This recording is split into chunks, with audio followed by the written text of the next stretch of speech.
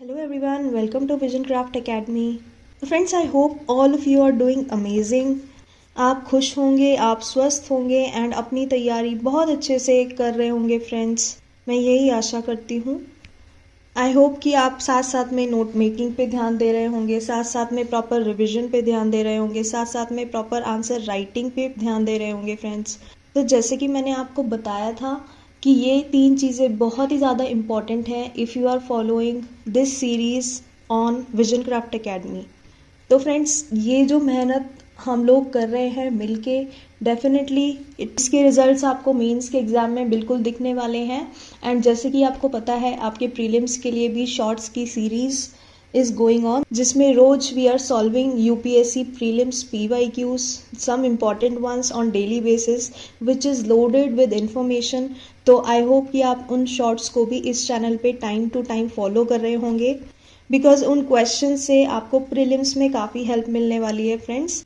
And important questions with in 1 minute with proper explanation, with proper meaning of all the different options in the answer, वो सब साथ साथ में cover कराया जा रहा है. जैसे कि मैंने आपको बताया था फ्रेंड्स, यूपीएससी एक ऐसा एग्जाम है जिसमें आपको खाली क्वेश्चंस पे ध्यान नहीं देना. You have to actually see the different options कि अगर यूपीएससी ने ये ऑप्शन डाला है किसी प्रीलिम्स के क्वेश्चन में तो क्यों डाला है, because UPSC wants you to know कि उस ऑप्शन का मतलब क्या है. And definitely friends, over the years if you will analyse different questions asked in UPSC prelims, तो आपको एक सेट पैटर्न देखने को मिलेगा जिसमें कुछ क्वेश्चंस में जो ऑप्शंस थे वो ऑप्शंस क्वेश्चंस के रूप में फ्रेम कर दिए गए थे. तो मोर और लेस जो एरियाज हैं जहाँ से क्वेश्चंस पूछे जाते हैं, उन एरियाज पे फोकस करने की ज़रूरत है. उन इम्पॉर्टेंट एरियाज को टाइमली कवर करके उन इम्पॉर्टेंट एरियाज के डिफरेंट एस्पेक्ट्स को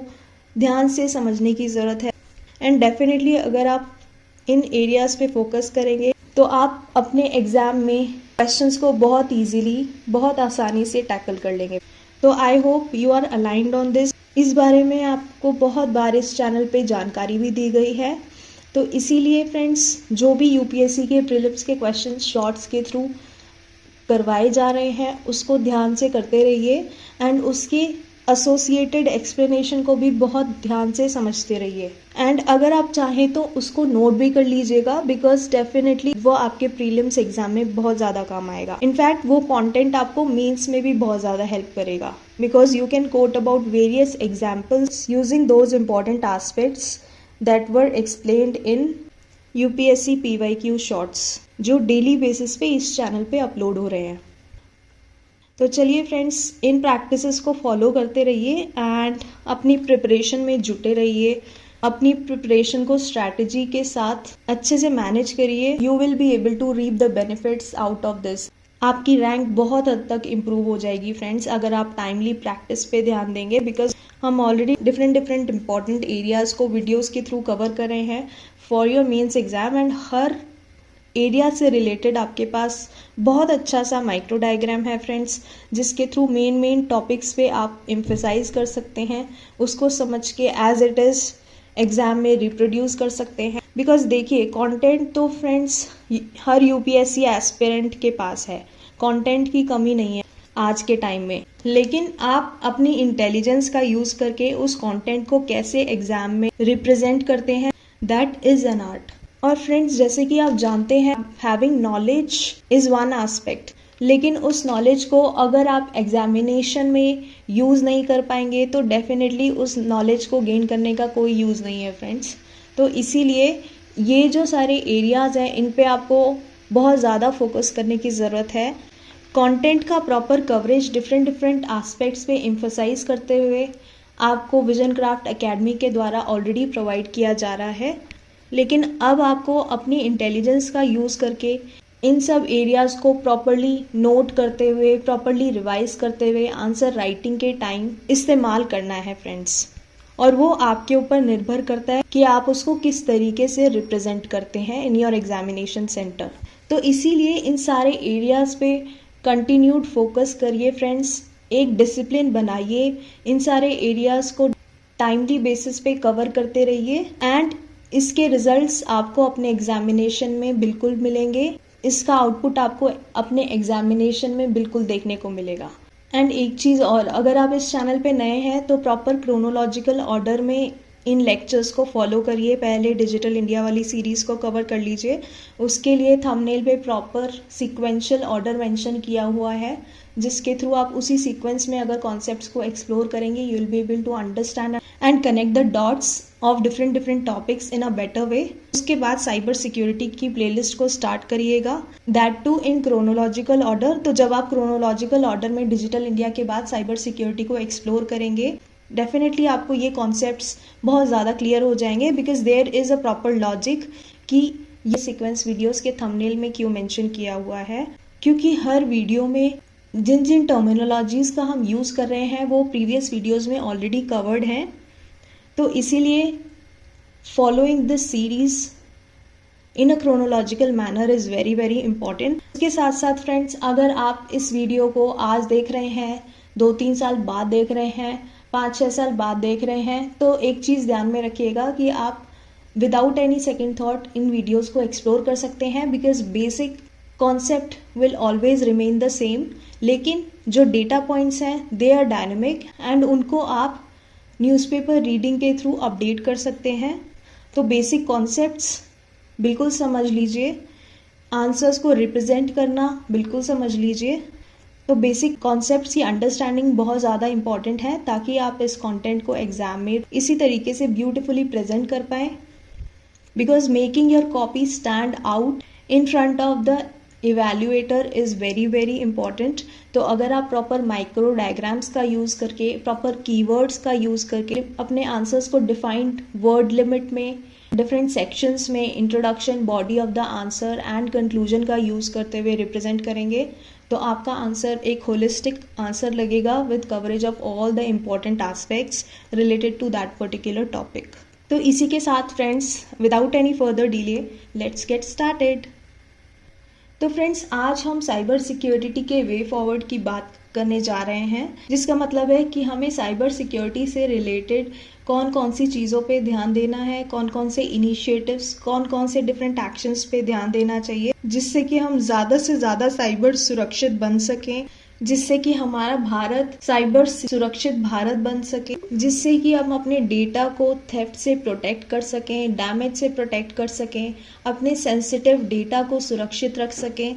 जैसे कि आपको पता है फ्रेंड्स, डिजिटल युग चल रहा है and data is the new oil, so it becomes very very important to protect all the categories of data from theft, from damage, which includes your sensitive data, personally identifiable information, protected health information, personal information, intellectual property, government and industry information systems। तो जैसे कि आपको पता है, जैसे जैसे every information is moving towards digital infrastructure, आपको पता है कि साइबर सिक्योरिटी की इम्पोर्टेंस भी उसी तरीके से बढ़ती चली जाएगी फ्रेंड, क्योंकि हमारी सोसाइटी आज के तौर पे बहुत ज़्यादा टेक्नोलॉजिकली रिलायंट हो गई है पहले के कंपैरिजन में। तो अगर कोई डेटा लीक हो जाता है, अगर डेटा थेफ्ट्स हो जाते हैं, अगर आइडेंटिटी थेफ्ट्स हो जाते हैं, राइट, तो this becomes very very important for us कि हम उनको टैकल करें, सेंसिटिव इन्फॉर्मेशन को प्रोटेक्ट करें। जैसे कि आपकी फाइनेंशियल इन्फॉर्मेशन हो गई, for example debit card information, credit card information, bank account की डिटेल्स, ये सारी डिटेल्स आज के टाइम पे सर्वर्स पे स्टोर हो रही हैं, क्लाउड पे स्टोर हो रही हैं।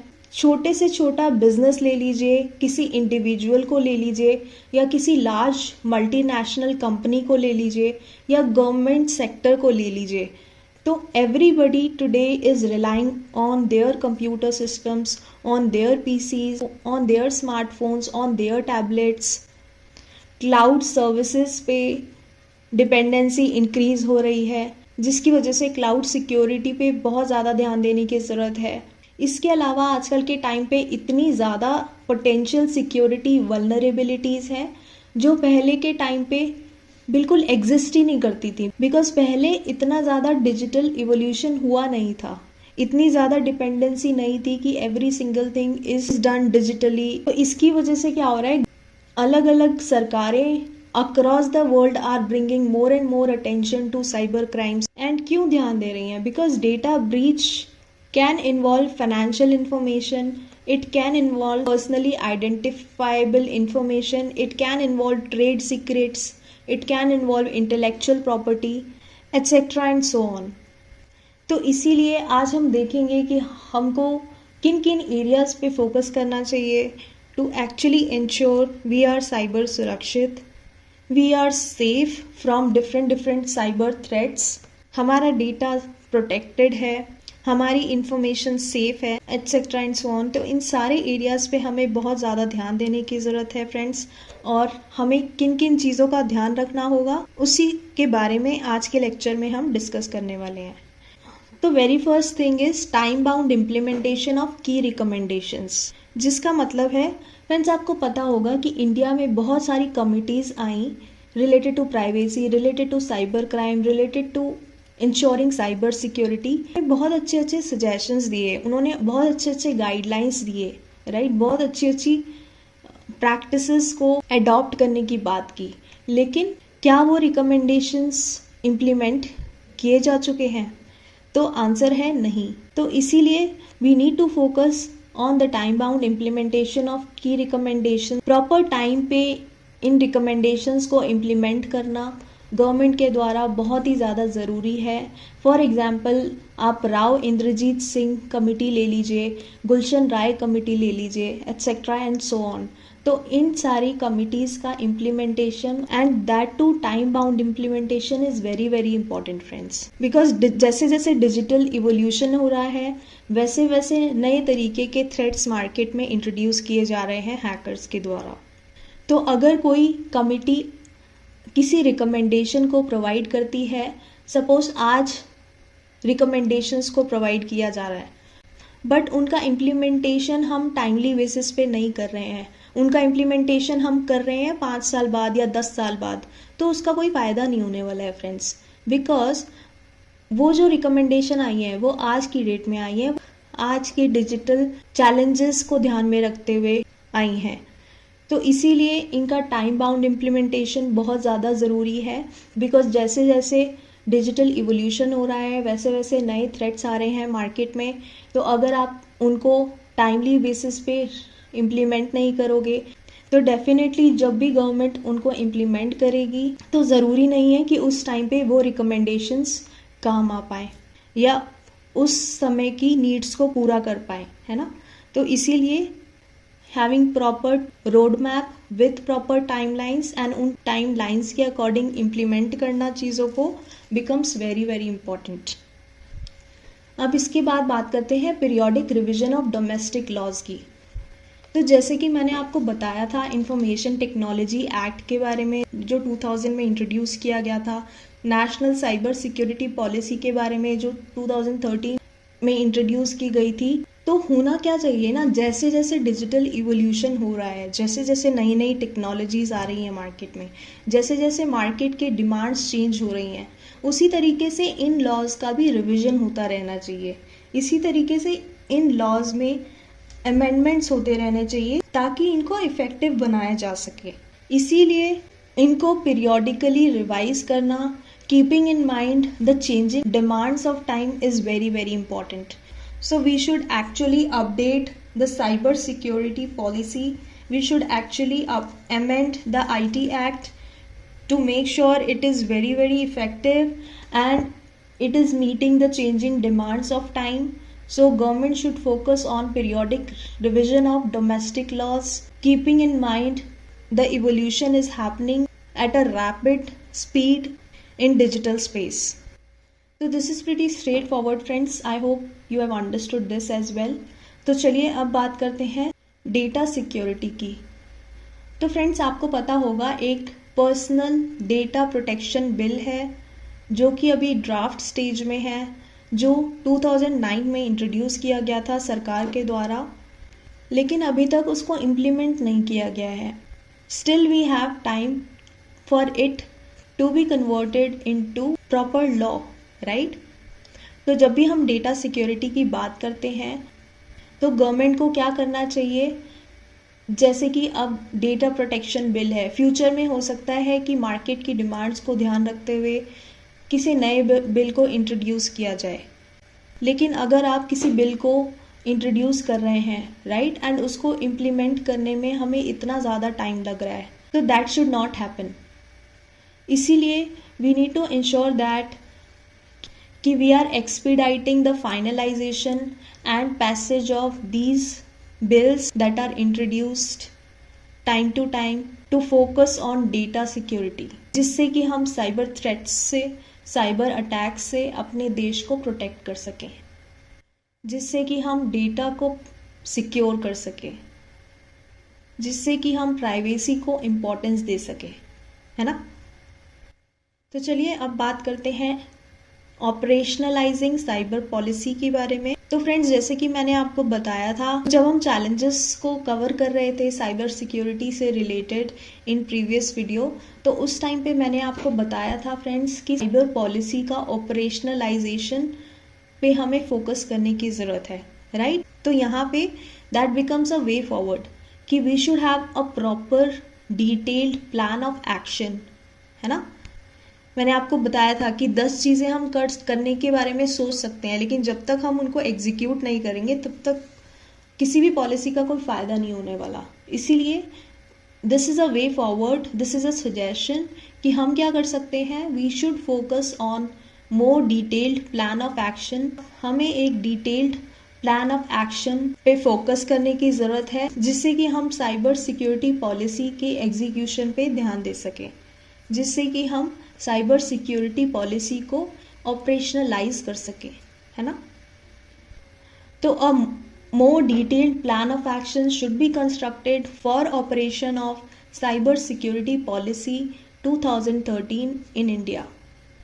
तो चलिए फ्रेंड्स, अब बात करते हैं टैकलिंग साइबर क्राइम्स की। तो देखिए फ्रेंड्स, जैसे कि मैंने आपको बताया था, we have lot of divisions, we have lot of institutions in India जो कि साइबर अटैक से प्रोटेक्ट करने के लिए बनाए गए हैं, जो कि साइबर सिक्योरिटी को फोकस करने के लिए बनाए गए हैं, लेकिन उनमें कोऑर्डिनेशन नहीं है, है ना। आपको मैंने ये चीज़ चैलेंजेस कवर कराते टाइम भी बताई थी। तो इसीलिए फ्रेंड्स, वी शुड इंश्योर कि हमारे पास एक प्रॉपर सेंट्रलाइज्ड बॉडी हो, प्रॉपर सेंट्रलाइज्ड डिवीजन हो to deal with cyber crimes.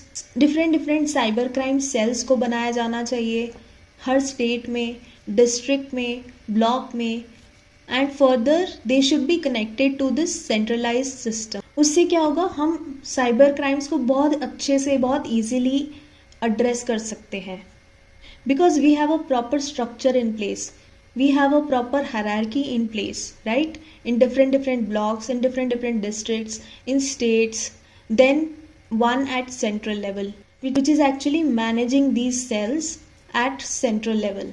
इसके अलावा हमें साइबर फोरेंसिक इन्वेस्टिगेशन पे ध्यान देने की ज़रूरत है एंड साइबर लैब्स को स्टार्ट करने की ज़रूरत है, right. We should have a proper cyber security framework at state level, जिससे कि हम स्टेट लेवल पर साइबर सिक्योरिटी फ्रेमवर्क को इस्टेब्लिश कर सकें।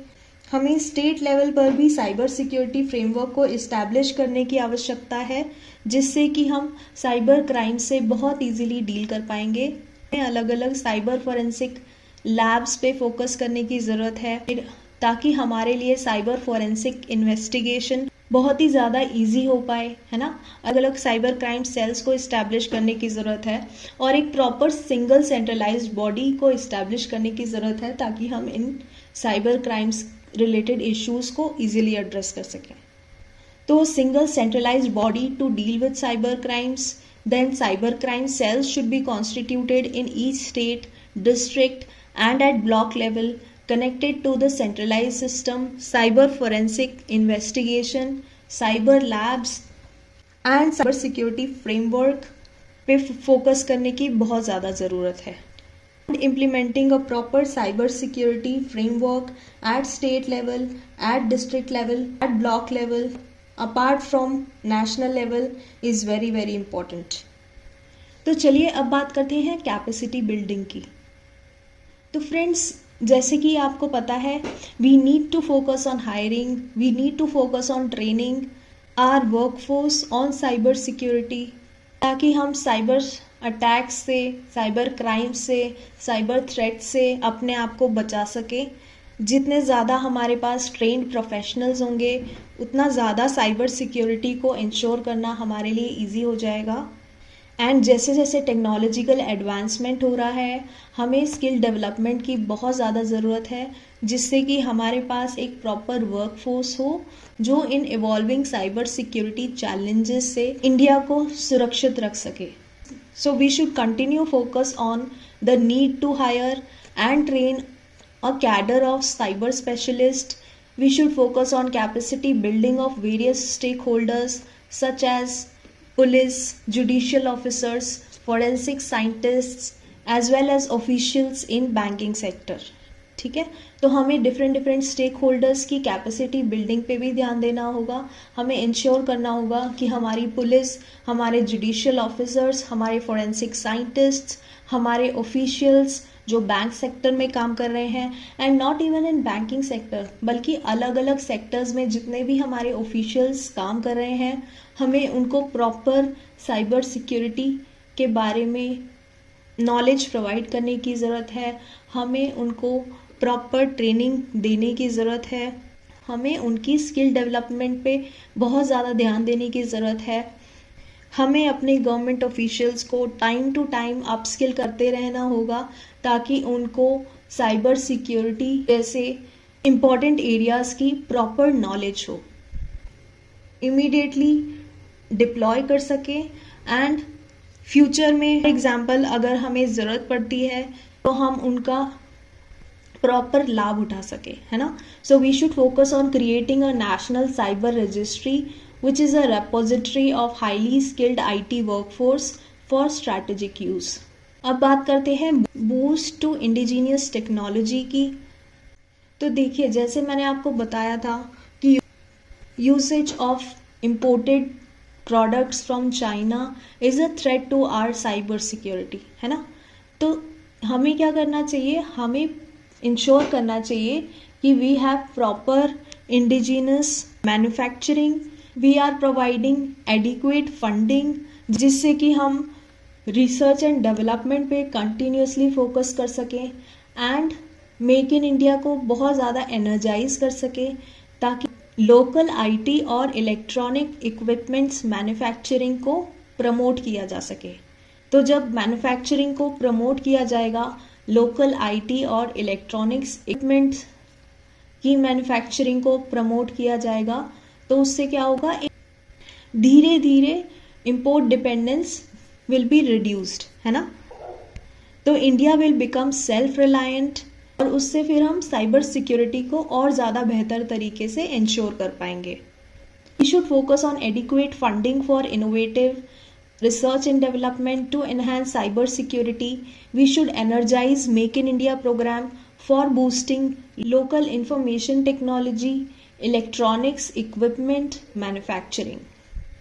तो चलिए अब बात करते हैं स्टैंडर्ड्स, टेस्टिंग एंड सर्टिफिकेशन की। तो देखिए फ्रेंड्स, समय समय पर साइबर सिक्योरिटी का ऑडिट होते रहना चाहिए, ताकि हम हमारी कमियों का पता लगा सकें, शॉर्टकमिंग्स का पता लगा सकें।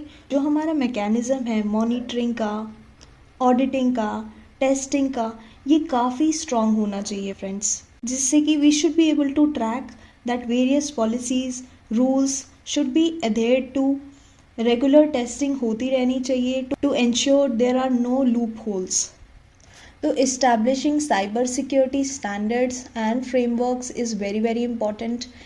Continued focus on regular audits is very important to ensure compliance. इसके अलावा friends, testing of all the hardware machinery, especially the imported machinery, becomes very important, जिससे कि we can actually ensure they are meeting basic compliance check and we don't have any loopholes, जिससे कि cyber attacks कम हो, जिससे कि cyber threats कम हो, जिससे कि साइबर सिक्योरिटी को इंश्योर करने में कोई भी कमी ना रहे, and we should ensure that there are no loopholes. इसके बाद let's talk about data localisation. तो जब मैंने आपको चैलेंजेस के बारे में बताया था, उस टाइम पे I told you that most of the data of India is stored in the servers outside our country. तो friends, this is a very very important aspect जिस पे हमें ध्यान देने की ज़रूरत है कि हमारे जितने भी इंटरनेट सर्वर्स हैं जिनका कि क्रिटिकल इन्फॉर्मेशन को स्टोर करने के लिए इस्तेमाल किया जा रहा है related to different different sectors, है ना, चाहे बैंकिंग सेक्टर हो गया, फाइनेंशियल सेक्टर हो गया, या फिर एजुकेशन सेक्टर हो गया, एग्रीकल्चर सेक्टर हो गया, है ना, etcetera and so on. So all the important data related to different different sectors, all the critical information related to different sectors, they should be stored in internet servers and it should be hosted within India. We need to make sure that we are doing this ताकि हम cyber security को ensure कर सकें. Internet servers storing critical information about different sectors in India should be hosted within India. तो इस चीज़ पर हमें ध्यान देने की ज़रूरत है. तो चलिए अब बात करते हैं एंटरप्राइज सिक्योरिटी की. तो friends, basically we need to ensure कि जितनी भी डिफरेंट ऑर्गेनाइजेशंस हैं, जितनी भी डिफरेंट कंपनीज हैं, वो साइबर सिक्योरिटी को अपने स्ट्रैटेजिक एजेंडा में शामिल करें and proper clearly defined security road maps को बनाएं जिससे कि प्रॉपर टेस्टिंग को इंश्योर किया जा सके और रियल लाइफ अटैक से डील किया जा सके. तो ये कैसे होगा? आप उसके लिए ना डिफरेंट ऑर्गेनाइजेशंस को, डिफरेंट कंपनीज को इन्वेस्टमेंट करना पड़ेगा साइबर सिक्योरिटी में. जब वो इसको स्ट्रैटेजिक एजेंडा की तरह कंसीडर करेंगे, that means they will have to invest in this domain. तो देखिए, इसके अलावा फ्रेंड्स, जितने भी प्रोडक्ट्स आ रहे हैं ना मार्केट में, अब ये ऑर्गेनाइजेशंस क्या करती हैं, कंपनीज क्या करती हैं, आज की डेट में अगर आप देखें, इतने सारे सॉफ्टवेयर प्रोडक्ट्स हैं जो हर दिन इंट्रोड्यूस होते हैं मार्केट में, राइट. तो हमें इंश्योर करने की ज़रूरत है कि these products should be cyber सुरक्षित, क्योंकि आजकल हर दिन नए नए सॉफ्टवेयर प्रोडक्ट्स आ रहे हैं मार्केट में, इंक्लूडिंग फाइनेंशियल प्रोडक्ट्स, है ना. तो these software products should ensure कि दे आर साइबर सुरक्षित, दे आर कॉम्प्लायंट.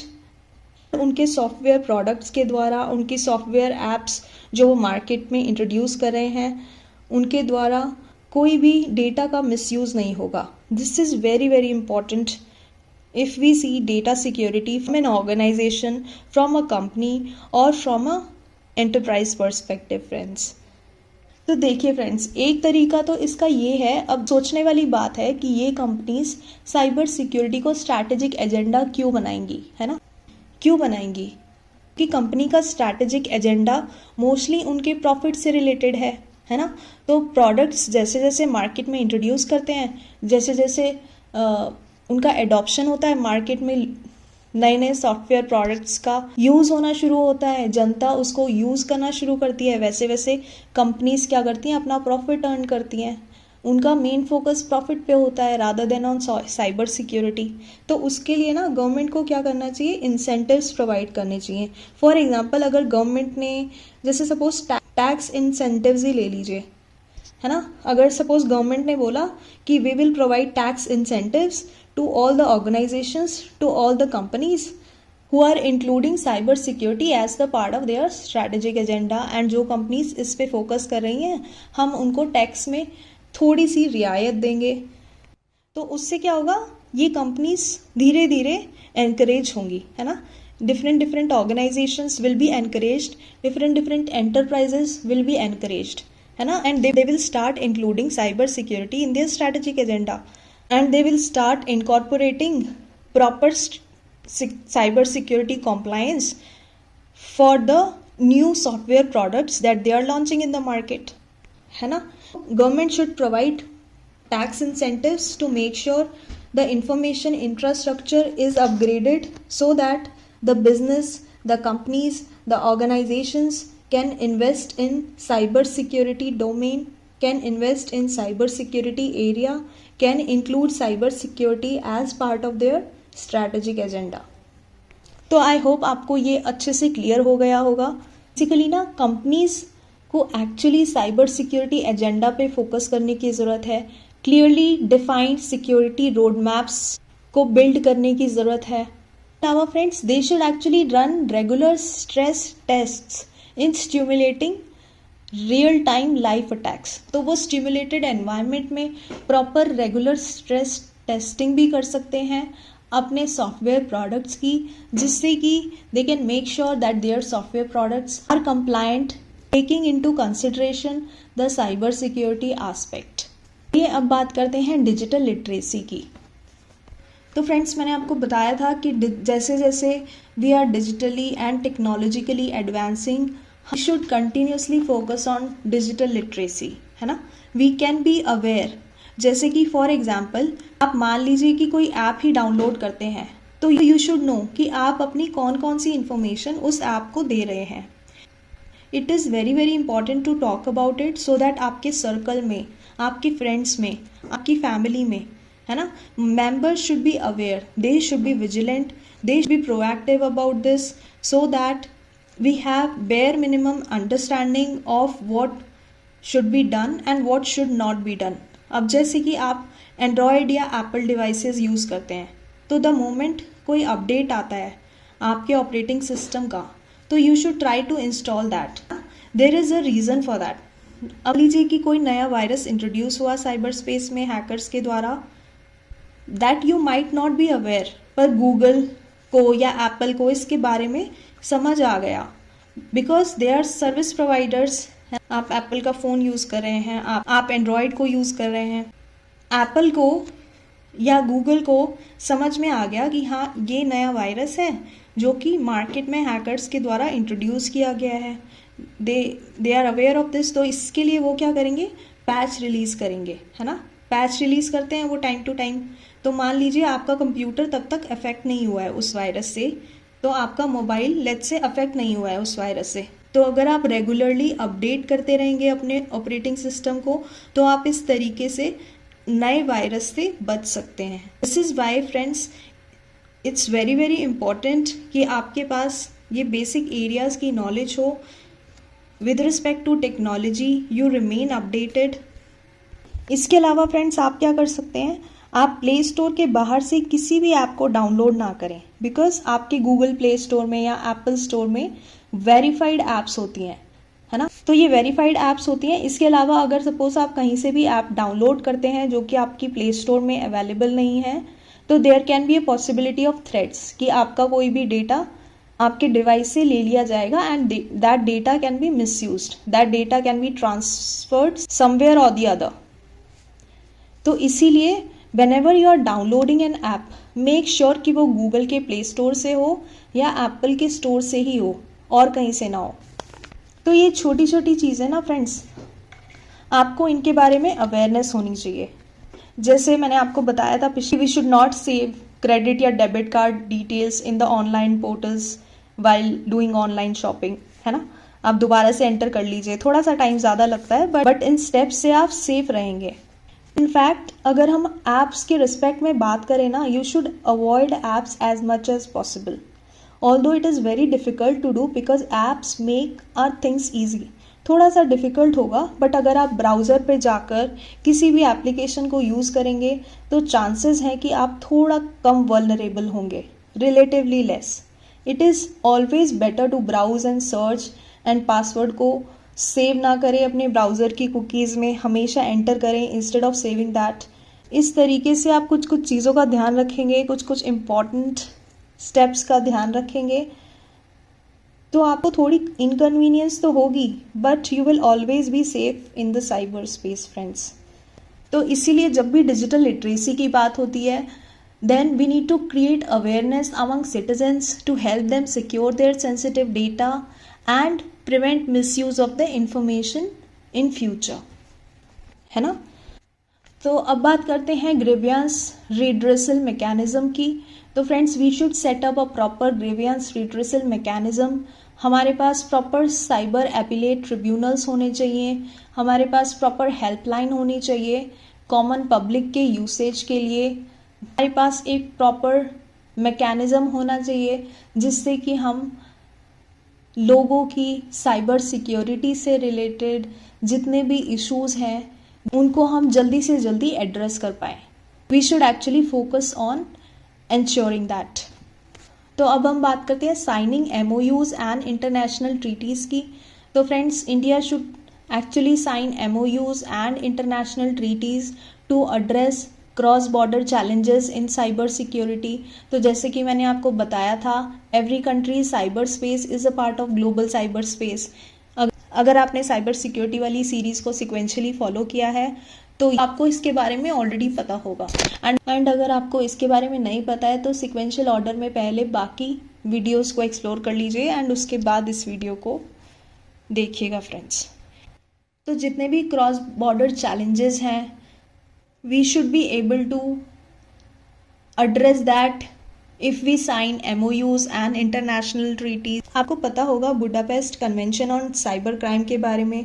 तो बुडापेस्ट कन्वेंशन क्या है? That is a convention cyber crime के ऊपर। इस कन्वेंशन ने भी एक फ्रेमवर्क प्रोवाइड किया था ताकि अलग अलग कंट्रीज़ के बीच में कोऑर्डिनेशन इस्टेब्लिश किया जा सके। तो इस कन्वेंशन के प्रोविजंस को भी इंडिया में फॉलो किया जाना चाहिए और जो फ्रेमवर्क इस कन्वेंशन के द्वारा प्रोवाइड किया गया है उस फ्रेमवर्क को भी हम इंडिया में अडॉप्ट कर सकें, ऐसी सरकार को कोशिश करनी चाहिए। तो फ्रेंड्स, जैसे कि मैंने आपको बताया था, डिफरेंट इंटरनेशनल फोरम्स में हमें ज़्यादा से ज़्यादा पार्टिसिपेट करना चाहिए, जिससे कि हम डिफरेंट कंट्रीज़ की लर्निंग्स से सीख सकें एंड उनको अपनी कंट्री में इम्प्लीमेंट कर सकें, उनको अपनी कंट्रीज़ में अडॉप्ट कर सकें।